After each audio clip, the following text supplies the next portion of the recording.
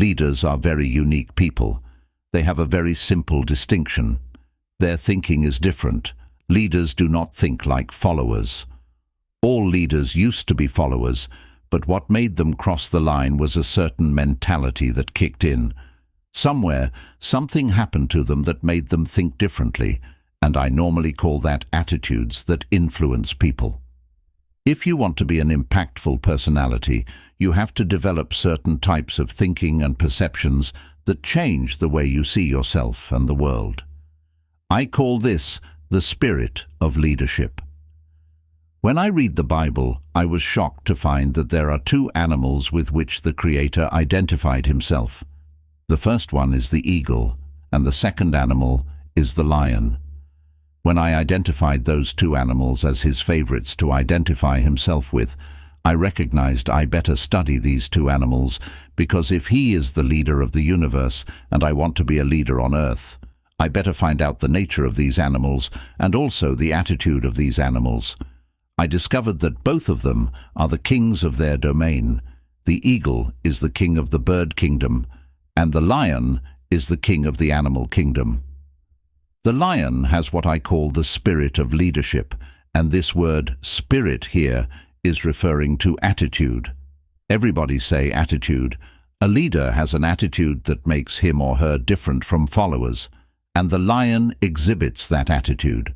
We have to cultivate the same attitudes that the lion has, because the lion has apparently been given the same attitudes that God himself identifies with. Now, the lion is the king of the jungle, but to me the lion is a great source of encouragement for all of us. The lion is not the tallest animal in the jungle. The lion is not the largest animal in the jungle. The lion is not the heaviest animal in the jungle. And the lion is not the smartest or most intelligent animal in the jungle. Yet, the lion is the king. For example, when a lion sees an elephant, the one word that comes to mind is lunch. The elephant is 10 times the size of the lion, probably 50 times heavier, and has more power. One stomp of his feet could destroy the lion, but when the lion sees the elephant, he doesn't look at size, weight, strength, or power. He looks at lunch. He thinks, I could eat this thing. And he acts the way he thinks. Say it. He acts the way he thinks. The size is not the problem. The weight of the elephant is not his concern. What makes him act is the way he thinks. Because he thinks he can eat the elephant, he attacks him. You don't need to be intelligent. You don't need to be smart. You don't need to have a certain height. You don't need to have a certain weight. You don't need to have any kind of advantage, and yet you can be a leader. The lion is not larger than the giraffe, bigger than the elephant, or heavier than the hippo. The lion is an amazing creature. He's not as smart as the hyena or the snake, and yet when he shows up, they all run away. Now, why would a lion become the king of the jungle when he has all of those limitations? He's not the tallest, not the strongest, not the smartest, not the heaviest, and not the most intelligent, yet he runs things. That's because the lion has something that we need to capture. The lion is the king of the jungle because of one word: attitude. Everybody say attitude. Write it down. Attitude.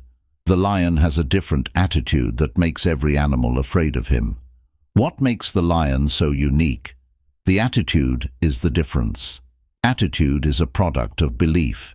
You cannot have an attitude beyond your belief.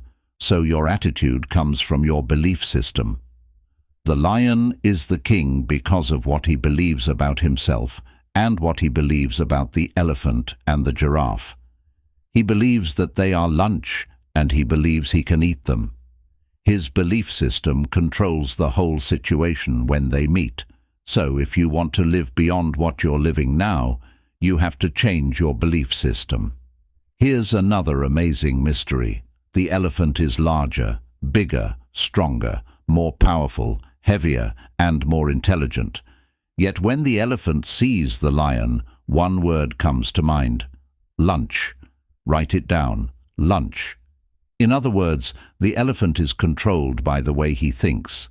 He thinks that he is lunch, Therefore, his size, weight, power, might, and authority become a victim of the way he thinks.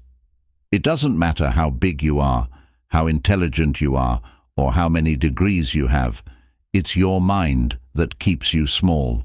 And it doesn't matter how small you are, how unintelligent you may seem to be, or how much you don't have.